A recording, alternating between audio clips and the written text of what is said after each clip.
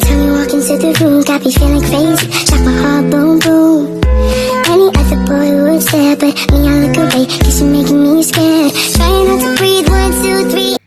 Oke, bismillahirrahmanirrahim. Assalamualaikum warahmatullahi wabarakatuh.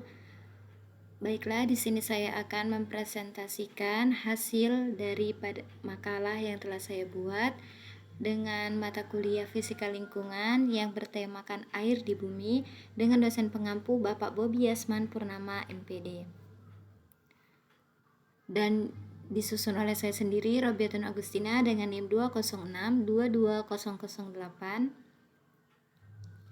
Di sini ada beberapa pengertian menurut para ahli. Pengertian air menurut para ahli.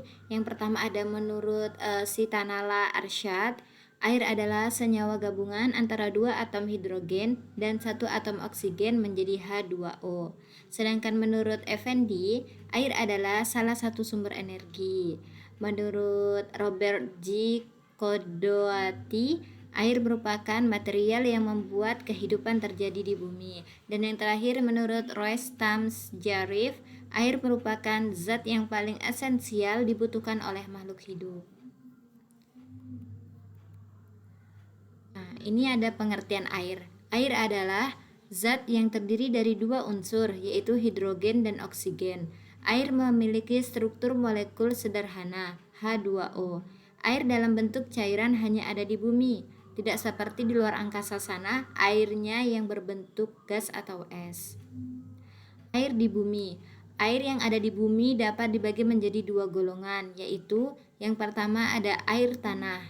Apa yang dimaksud dengan air tanah? Air tanah yaitu air yang berada di permukaan tanah dan digolongkan menjadi dua bagian, air tanah phreatis dan air tanah artesis. Yang kedua yaitu air permukaan. Yang dimaksud dengan air permukaan yaitu air yang berada di permukaan tanah dan dapat dengan mudah dilihat oleh manusia. Air dan manfaatnya. Berbicara tentang macam-macam air yang ada di dalam Al-Quran, sebagaimana yang telah dijelaskan, tentunya masing-masing air memiliki manfaat masing-masing. Berikut penjelasan tentang sifat dan manfaat air bagi makhluk hidup yang ada di bumi. Yang pertama ada air hujan. Di dalam Al-Quran, air hujan disebut sebagai air yang suci lagi mensucikan atau dipercaya mampu membersihkan kotoran. Yang kedua ada air laut. Disebut juga dalam Al-Ma al-Ujaz yang artinya air yang mengandung kadar garam yang berlebih. Dan yang terakhir air sumur dan air mata air. Disebut sebagai Al-Ma'ul Furat karena bisa dikonsumsi oleh manusia. Di dalam Al-Quran disebutkan bahwa Al-Ma'ul Furat adalah air yang memiliki rasa yang nikmat. Fungsi air yang diperlukan oleh tubuh manusia yaitu yang pertama pembentuk sel dan cairan tubuh, yang kedua pengatur suhu tubuh, yang ketiga pelarut zat-zat gizi lain dan pembantu proses pencernaan makanan, yang keempat media transportasi, dan yang kelima media eliminasi sisa metabolisme. Sifat-sifat air. Di sini ada beberapa sifat-sifat air. Yang pertama, air dengan rumus kimia H2O adalah benda tak berbau, tak berwarna, dan tak berasa. Yang kedua, air mengalir dari tempat yang tinggi menuju permukaan rendah. Yang ketiga, air memberi tekanan. Yang keempat, membentuk permukaan air selalu tenang dan datar. Yang kelima, melarutkan benda tertentu. Yang keenam, berubah bentuk sesuai pada tempatnya. Yang ketujuh, air mempunyai berat. Dan yang terakhir, air dapat berubah wujud.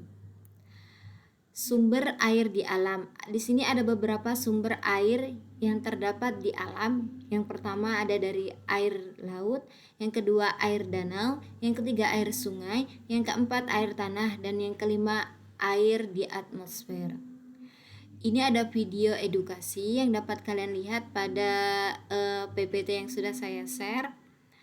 Dan mungkin cukup sampai di sini presentasi yang dapat saya sampaikan. Jika ada kebenaran itu datangnya dari Allah Subhanahu wa taala, dan jika ada kesalahan itu datangnya dari diri saya sendiri. Akhirul kalam, wassalamualaikum warahmatullahi wabarakatuh.